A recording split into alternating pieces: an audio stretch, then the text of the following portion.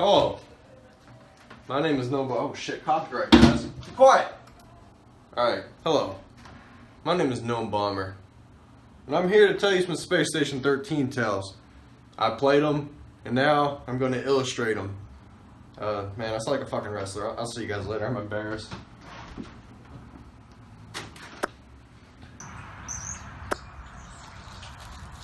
Whoa. The outside is wonderful. I think I'll live out here. Our first person with a mildly interesting story is named Bill Box. His entire existence has been encapsulated in this tyrannical video player. Though he's no vlogger, he has a job that is a bit more dangerous: mining. Truly, Bill does not have the mean juice in his veins to rob rocks of their life savings. He's really a blood brother that has been hired to assassinate the detective and a scientist. That may sound evil, but he's doing it for a shadowy corporation, which decriminalizes any work-related murder. Bill messages his assigned brother to see if he wanted to meet up for a drink. The secret partners that enjoy swapping blood grabbed a casual drink together. During their straight date, they did not discuss their objectives, which was the only reason Bill invited this medical prick out. Upon arriving back at the cargo bay, he discovered that the clown made a small merry-go-round using conveyor belts and a chair. Cargo's pet sloth was the ride's test dummy. Bill then requested a shipment of guns from the quartermaster. The QM responded by saying sure. This can be interpreted either as yes or no. Sarcasm is hard to read. Now let's flip back to the clown's chapter. Left alone to his own devices, the experimental Joker began honking at unsafe speeds. His foolishness caused a serious power outage throughout Cargonia. Shortly thereafter, Bill spotted one of his targets in the tools aisle. It was the detective, the only security officer that can be trusted with a real gun, but not a taser. Speaking of security, that is where Bill went next. He planked on a stool to look natural while he stalked his victim. Bill wanted to go full-on psychopath, so he shaved his head and dressed like a Mormon hiker. While trekking the halls, he noticed a bomb had went off in science. Among the debris, there was a corpse that appeared to be a clumsy, curious scientist. The explosion may have been an accident, or Bill's fellow antagonist was responsible for it. Bill assumed the latter since his associate conducted business in such a professional manner that he refused to even say one word about their mutual objectives. This didn't stop Bill from being an obvious antagonistic showboat.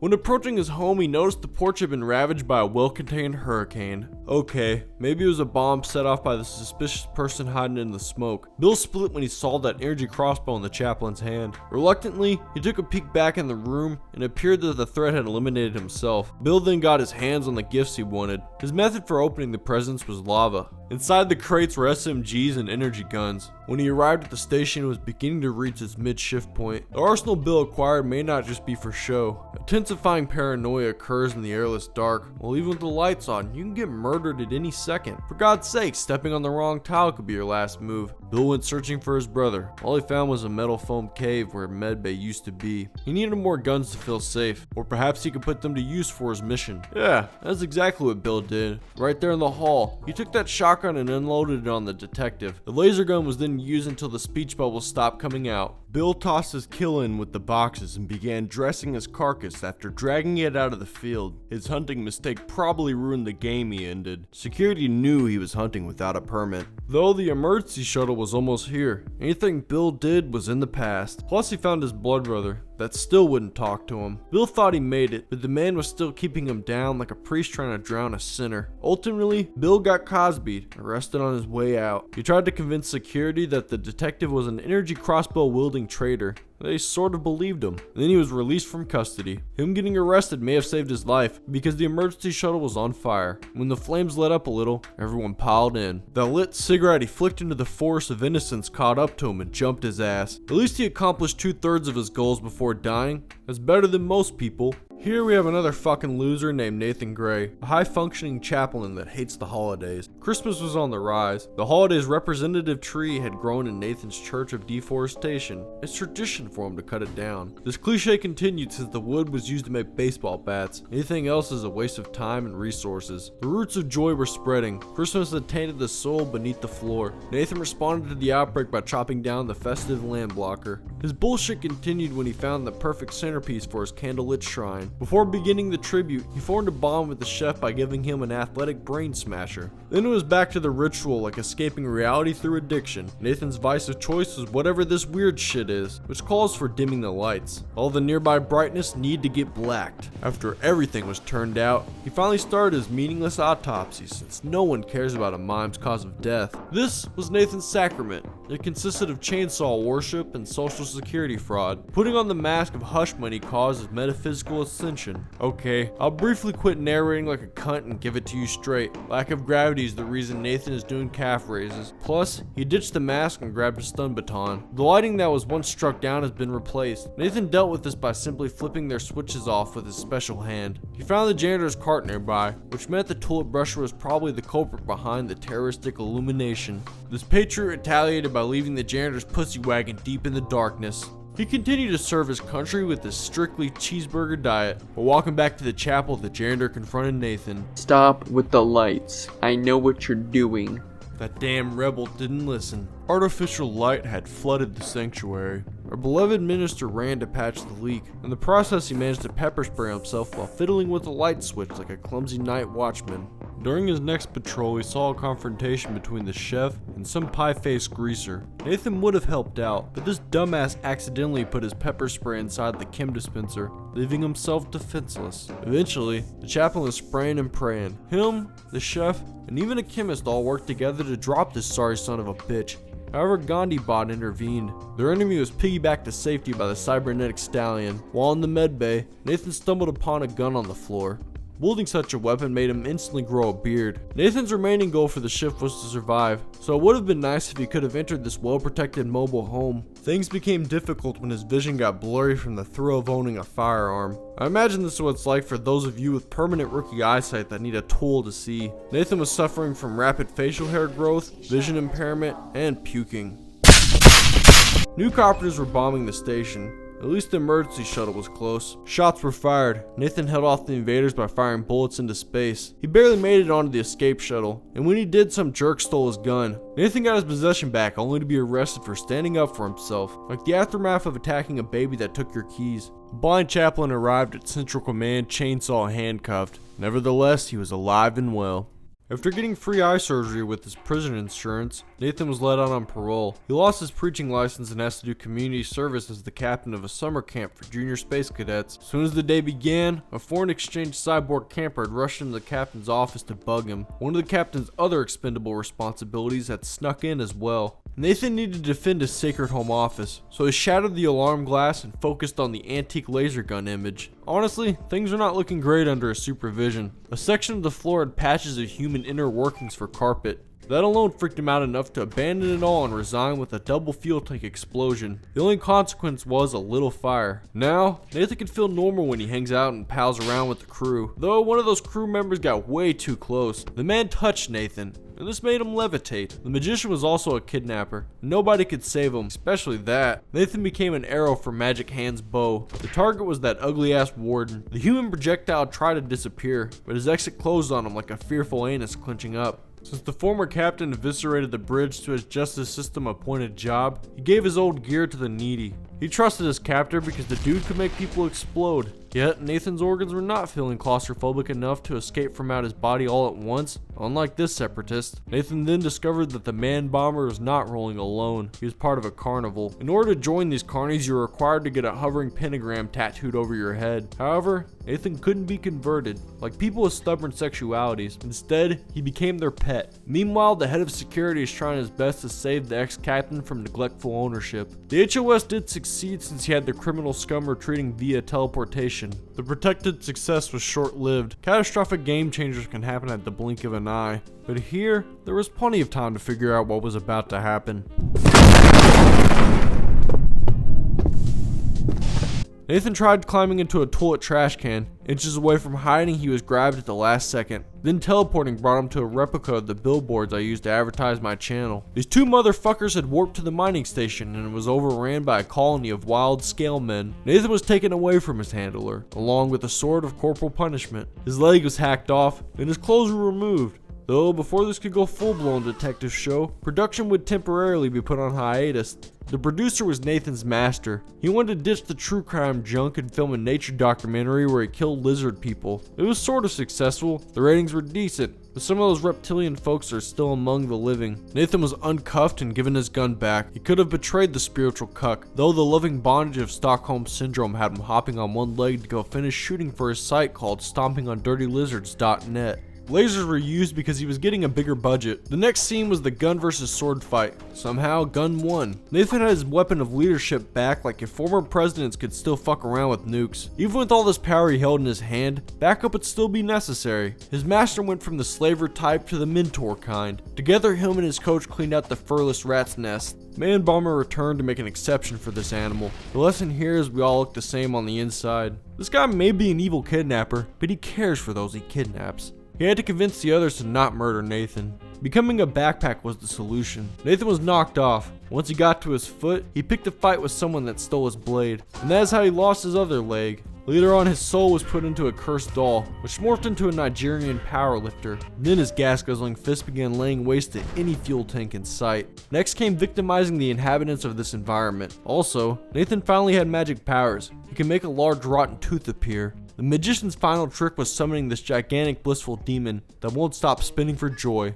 Hello folks, Randolph P. Checkers here. I have hijacked this pre-recorded broadcast to tell you a story about my least favorite cousin, Gandalf G. Deckers. He spent his life working as a quartermaster for Goon Station. Now, clearly he has modeled his hairstyle after Abraham Lincoln wearing a top hat. On the other hand, where he got his work ethic from is, well, a mystery, since it's nearly impossible to learn about unknown losers that have never contributed anything of significance, unless you consider the feat of rescuing penguins from their, quote, immoral exhibits, end quote, as something that should be remembered throughout the ages. Regardless, he took great care of his two prehistoric Arctic monsters. Then there comes a time when you have to put down those you love, even if their shriek could pierce the most beaten of eardrums. You gotta do it. The sound of slaughtering a penguin with a steel chair sounds worse sped up, but, well, the man had to do what the man had to do.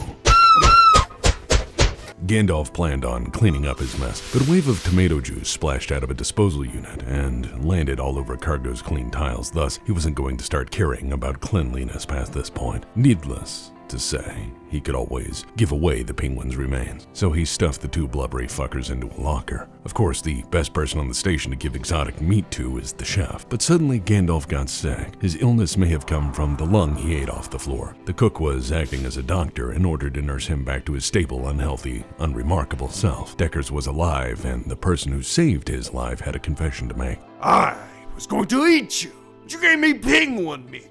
I can't bring myself to do it. Live your life. Go! Well, you can either take it as him being a normal cannibal chef or a ling. Either way, Gandalf's life was spared, this time anyways. This idiot lived another day, and he chose to spend it bullying the artificially intelligent. Robot, 10 push-ups. I cannot bend down. What? That is weed talk. I can flip one flip, two flips. The human drill sergeant watched as the Borg executed flawless flips. At one point, Gandalf had enough and walked away, but that damn machine followed him until all 10 flips were complete.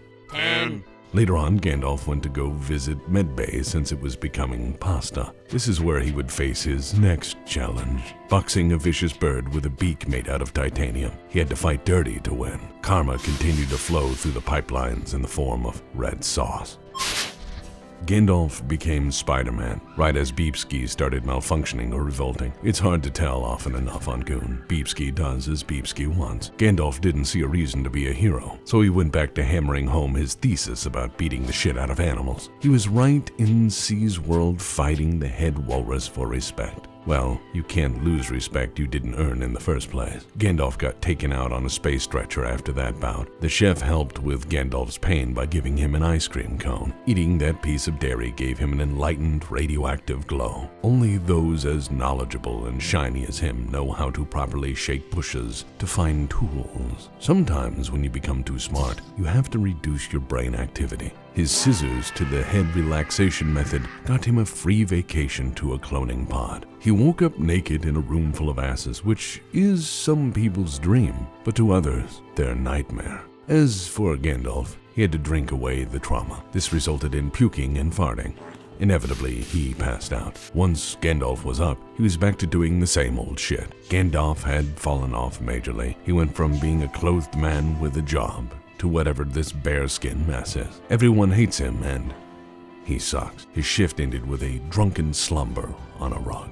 Alright, back to Boat Bomber. He's a clown hell-bent on making himself laugh. He kicked off his comedic torture of the crew by stealing a crate from the QM, which advanced Boat to the exhale out the nose stage of laughter. The next level is a chuckle, and he achieved this through drowning the already drunk bartender with more booze. Then Boat shot the double-barrel shotgun of equality. One bullet for the target, and another for the shooter. Technology such as this could kill 2 birds with 1 stone by establishing gun and population control. Fooling around for change continued. He maliciously splashed some liquor onto the bartender and finished him off with the flick of a lighter. The burning drunk did not know how to properly stop, drop, and roll. Instead, he was a flopping fish waiting to die. That made the clown want to go ride in a body bag. Dr. Taxi Driver took Boat to the cargo bay. He belonged here. Alas, the moth was a bitch and didn't want nothing to do with this clown. Actually, it seemed as if all of cargo hates him for trying to enter their facility. Boat tried to use the pity of a stray dog and the forcefulness of a home invader that's only attack is pushing. Both tactics failed. Having access to cargo was his new strategy since he found a mindless lion stander. The clown teased the front before entering through the back. Boat got sidetracked when he found someone handcuffed. Always remember to do the right thing and release your fellow restrained neighbor. No matter the reason they're in that predicament, set them free. Then it was back to running amok. Old Buggo caught the monkey man and stole his fun access. The key to cargo was thrown in the trash, but at least Boat finally reached the apex of comedy when he punched the Mothman and sent him to the garbage eater. Clowns had taken control. Boat didn't need entry into cargo because now he had all the access he would ever need. Our clown brethren are still oppressed. Boat couldn't even grab a few guns from the armory without provoking a greed-filled gunfight. A shotgun always beats someone that is still picking out which gun they want to use. RIP, or RIP if you want to be a disrespectful asshole about it. Now, we move on to another world. The naked man who just appeared and sweated out enough fabric to form an outfit is named Brandon Baker. He just became the mayor and the citizens already loved him. Hey, wanna go bowling? Before Brandon could respond, the friendly bowler got lasered while also being chased by police. The mayor was able to cross the street safely when his bodyguard arrived. Mr. Baker then went to the courthouse. Here he sat in on an ERP harassment trial. As the mayor, he figured he'd waltz right in and become the judge, mainly because their current judge was mentally asleep, yet they refused to hand him the gavel. Brandon's bodyguard wanted him to not be a sucker, so he gave him a weapon and left his side. A creep already had their soulless dots eyes locked in on the mayor. Nevertheless, he wanted to help the citizens beneath him. Brandon attempted to free a prisoner to raise morale citywide, but justice would rather stay home on this liberating Saturday night. The mayor gave up on everything to go nap and use a billboard as a blanket. As soon as he did, that stalker was back to watch him sleep. However, since Brandon had one eye open, he let off a warning shot to scare the predator. Still, he ditched his campsite in the renovated woods. Then he went for a cruise in a car with instant reverse and perfect turning. His relaxing drive quickly turned into hologram bumper cars. The other motorist turned out to be the cocksucker that won't leave the mayor alone. Brandon got snatched out the car and slammed into a wall to create a road rage's wet dream. Before getting victimized by pissed off desire, he ran and left a trail of stun blasts behind him. A shot of stop fucking moving eventually did land, and when it did, Brandon jumped on the opportunity to stomp on the purple sewer rat. Though once it got back up, he dipped. The seedy mayor was placed under arrest for his crimes of second amending, with the taser. Not even the hard shit. A beacon of hope that resembled fire in a glass of whiskey approached the warden's office. I'm here to represent His Honor, the Mayor. Randolph was the best lawyer cocaine could buy. Objection. After getting bailed out, the mayor hung out with his lawyer. He soon learned that his new friend was very outspoken. Listen here, you fucking cops. I didn't do anything illegal. Checkers was trying to enjoy a fine cigar, but cops ruined the smoke. The officer then listed off his crimes. You are wanted for flooding and eluding, theft, possible jailbreak, and murder. Okay, maybe I did like 3 of those things. Randolph chose to run from the law. He didn't even get out the door without Brandon's help. Another fell drag to freedom for the mayor's race for community progression. Brandon watched as his lawyer was taken to jail. To cheer up, he went to go admire all the fresh dehydrated piss-covered trees in the park. Then he hid in a pocket of light in a cave because he was wanted by the police again. While walking the streets, he was spotted by the same ginger cop that arrested Randolph. He was able to slide away on a frozen lake, but another cop ice skated into the cave to find him, which isn't difficult since stepping foot on this ice sends you flying. Brandon slid back and got as far as the fountain before getting caught. What a shitty world for a politician. Let's keep it simple and learn science with Bruce Rockwell. He spent more than 20 minutes buying into random tech trees and then not knowing how to produce the items. A roboticist came through for the education system by dropping off a mech for the lecture and demonstration. You can learn a lot from robots. Also, you're able to do wonderful things with them, such as knock down doors that stand in your mighty healthy path. Anyways, everybody hates fuel tanks. More importantly, blobs are to be hated. Hatefulness drained the mech's suit, forcing Bruce to get out. Upon exiting, he was shocked and given a green raft to float on to his peaceful ending.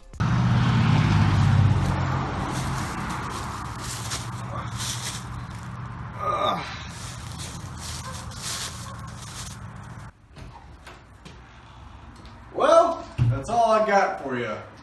But since I'm such an online whore, I single-handedly wrote the names of the people who give me internet money on my body.